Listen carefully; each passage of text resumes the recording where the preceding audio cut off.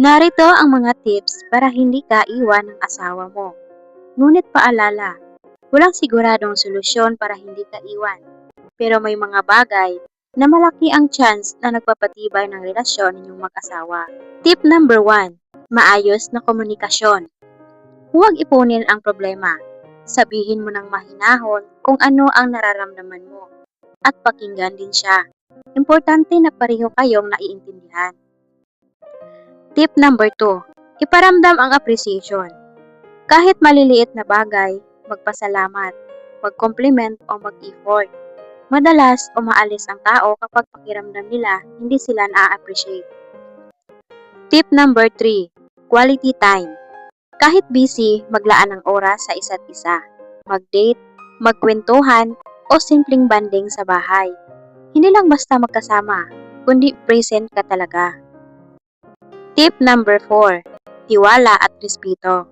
Iwasan ang selos na walang basihan, paninira o pambababa. Kung may issue, pag-usapan ng maayos kaysa mag-akusahan.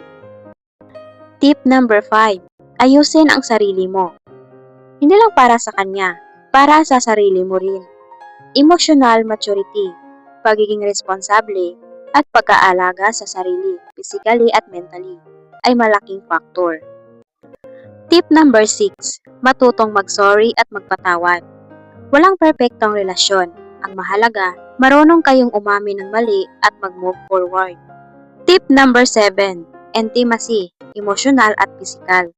Hindi lang sa pagipagtalik, kasama rin dito ang lambing, closeness at pagiging open sa isa't isa. Tip number 8, alamin ang kanyang love language. Baka gusto niya ng oras, words, acts of service, gifts o physical touch. Mas tatatag ang relasyon kung alam mo kung paano siya mahalin sa paraan na ramdam niya. Importanteng paalala, kahit gawin mo man lahat, kung hindi na siya committed, wala kang full control doon. Ang goal mo ay maging mabuting partner, hindi kontrolin ang desisyon niya.